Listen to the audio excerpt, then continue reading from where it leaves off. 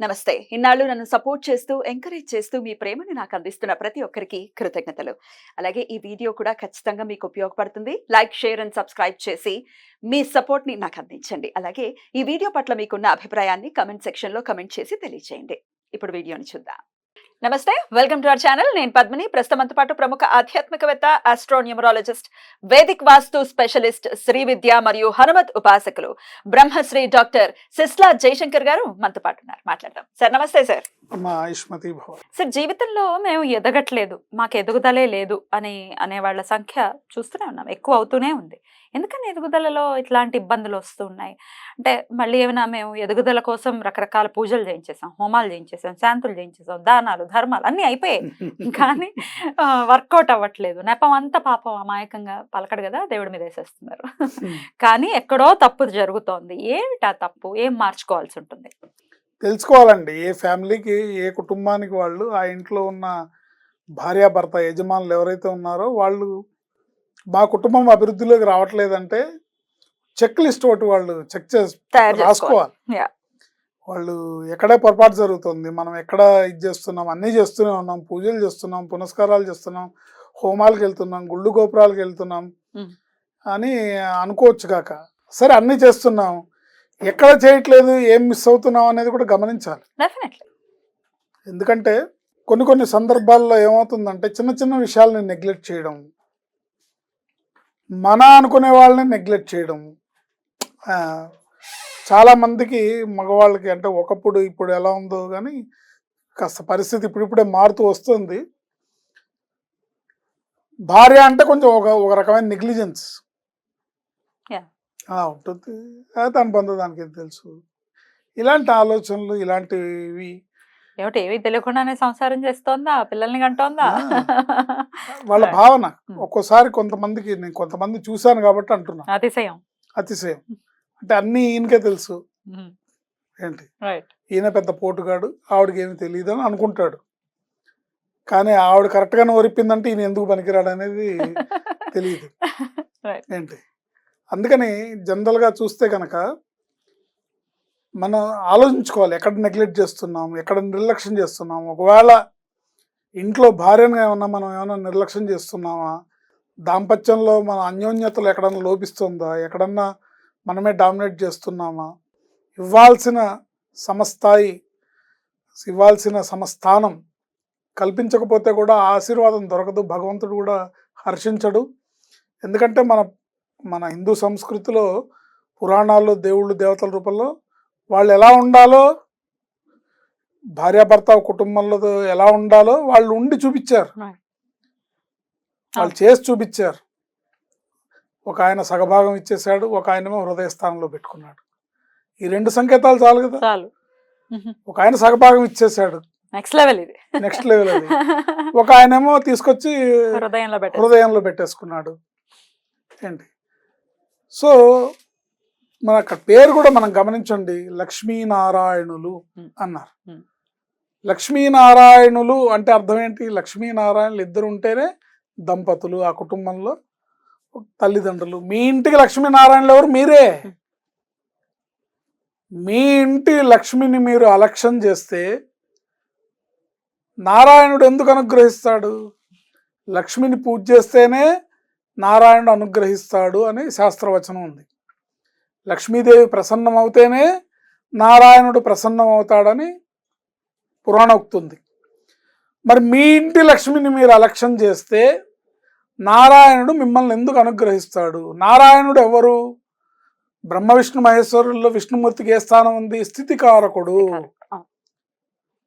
అంటే మీకు ఒక సెటిల్మెంట్ కానీ, మీకు ఒక స్థితిని కానీ, సంఘంలో గౌరవం కానీ, మీకు ఒక గౌరవప్రదమైన ఇది కానీ ఎక్కడో లేక అవుతుందంటే మీరు మీ ఇంటి లక్ష్మిని అలక్ష్యం చేస్తున్నారు అని అర్థం. ఇప్పుడు ఇంట్లో భార్యను నెగ్లెక్ట్ చేస్తారు, అదే పై అధికారం అనుకోండి, మేడం మేడం అని చేతులు కట్టుకొని తిరుగుతాడుగా. అదే ఒక పొలిటీషియన్ ఉంటే, ఒక ఎమ్మెల్యేనో ఎంపీనో లేకపోతే ఒక మంత్రి గారు ఉంటే అమ్మగారు అమ్మగారు అని తిరుగుతారుగా. ఏ ఇంట్లో ఆ మాత్రం భార్యకి రెస్పెక్ట్ ఇవ్వలేరా? అంటే లోకు ఉంటుందా, లేకపోతే ఏంటి? ఇక్కడే బండి ఉంటుంది కదా, ఎక్కడికి పోతుందిలే. పోతేదేం తెలియదు. పిల్లిని కూడా గదిలేసి కొడితే ఫుల్ అయిపోతుంది. తెరప్పులైపోతుంది. ఏంటి ఆ రోజులు మారాయి. సో ఆ సమస్థానం ఇవ్వాలి, ఆ గౌరవం ఇవ్వాలి. కొంతమంది ఉన్నారు ఆ గౌరవాన్ని ఆ ప్రేమని నటిస్తారు వాళ్ళ కార్యక్రమాలు జరిపించుకోవడానికి. అంటే తన మీదకి తన జోలికి రాకుండా ఉండటానికి, తన్ని ప్రశ్నించకుండా ఉండటానికి నటిస్తారు. అది కూడా కరెక్ట్ కాదు. ఆ నటన భగవంతుడికి తెలీదా? ఎప్పుడైనా బయటపడుతుంది. నీ అంతరాత్మకి నీకే తెలుసుగా. అవును. మరి భగవంతుడు ఎక్కడ ఉన్నాడు? నీ లోపలే ఉన్నాడుగా. అవును. ఆయన చూస్తూ ఉన్నాడా? నీ పిల్లలకి ఏం సందేశం ఇస్తున్నావు? పిల్లలు ఎప్పుడు కూడా పిల్లలు చాలా తెలివైన వాళ్ళు అండి. పిల్లలకి ఒక రోల్ మోడల్ లాగా తల్లిదండ్రులు ఇంట్లో ఉండాలి.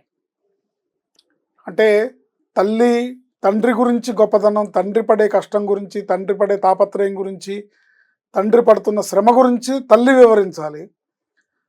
తల్లి ఎంత కష్టపడుతోంది ఇంట్లో, తల్లి ఎంత పని చేస్తోంది, పొద్దున్నుంచి లేచిన దగ్గర నుంచి ఎంత చాకరీ చేస్తోంది, వంట, వార్పు, పూజ, పునస్కారం, బట్టలు ఉతకడం, అంట్లు తోమడం, ఇల్లు వాకిళ్ళు నీట్గా పెట్టుకోవడం, అన్నీ ఎంత పని ఉంటుంది. నువ్వు తల్లి గురించి మాట్లాడకుండా నా బంగారు తల్లి అని నువ్వు నీ కూతురుని అంటావు, కానీ నీ భార్యను అనలేవు,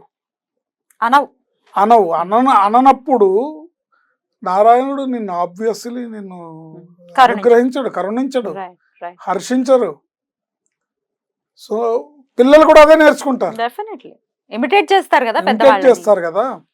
సో వాళ్ళు కూడా తల్లికి హెల్ప్ చేయకుండా, ఇవాళ చాలా మంది ఇళ్లలో ఆడపిల్లలు ఇంట్లో ఇంత కూడా పని ముట్టుకోవట్లేదు.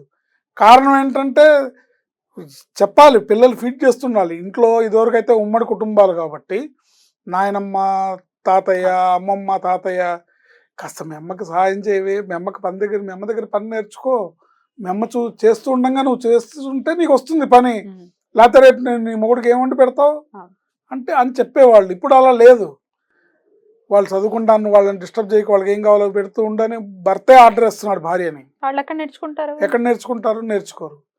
అందువల్ల ఒక ఫ్యామిలీ సెటిల్ అవ్వాలన్నా నువ్వు శ్రీ మహావిష్ణువులాగా పేరు తెచ్చుకొని భగవంతుడు అయి ఒక మంచి మనిషిగా, ఒక మంచి వ్యక్తిగా సమాజంలో గుర్తింపు పొందాలన్నా గృహలక్ష్మి, భాగ్యలక్ష్మి ఈ విషయాన్ని తెలుసుకొని ముందు వెళ్ళడం ద్వారా చాలా చాలా అనేక రకాల సమస్యలు నివారింపబడతాయి. కష్టంలో సుఖంలో భార్య భర్త ఇద్దరు లక్ష్మీనారాయణ స్వరూపంలో ఆ కుటుంబానికి, ఆ పిల్లలకి దర్శనం ఇవ్వాలి, అలాగే బిహేవ్ చేయాలి, అలాగే ముందుకెళ్ళాలి. తప్పకుండా. చాలా మందికి అలవాటు లేదు, కనీసం చెప్పకుండా వెళ్ళిపోతాడు. ఈవిడ వంటింట్లో పని చేసుకుంటూ ఉంటుంది, చెప్పాలి కదా మినిమం. వీడు కనీసం చెప్పకుండా నేను బయలుదేరుతున్నాను అని కూడా చెప్పకుండా వెళ్తాడు. అలా పద్ధతి కాదు. ఒకవేళ నువ్వు అభివృద్ధిలోకి రావాలన్నా, నువ్వు సక్సెస్ అవ్వాలన్నా భార్యను పిలిచి ఎదురు రమ్మని, నేను వెళ్ళొస్తాను లక్ష్మి, లేకపోతే ఆవిడ పేరు ఏదైతే అది పద్మిని, నేను వెళ్ళొస్తాను అని చెప్పి అని ఆయన ఎదురు రమ్మనాలి. ఆవిడేమో ఓ రూపాయి కాయనో, ఓ 2 రూపాయల కాయనో ఆయన చేతిలో పెట్టి ఆల్ ద బెస్ట్ అండి, క్షేమంగా వెళ్ళి లాభంగా రండి అని ఆవిడ అనాలి. ఇది అన్ని విధాలా ఒక కుటుంబం వృద్ధిలోకి రావడానికి సర్వ విధాలా శ్రేయస్కరం. బ్యూటిఫుల్. చిన్న టెక్నిక్ కానీ బోల్డ్ అంత ఇంపాక్ట్ చూపిస్తుంది. బ్యూటిఫుల్ సార్, చాలా చాలా బ్యూటిఫుల్ విషయం చెప్పారు. అంటే ఇవన్నీ మారిపోయాయి. అటు ఆవిడ వర్క్ చేయడము, ఆయన వర్క్ చేయడం, చిరాకులు పరాకులు, టైం లేకపోవడాలు, పైగా ఈ ఫోన్ బూత్ స్ట్రాంగ్ అవుతుంది. Thank you sir, thank you so very much. నమస్తే.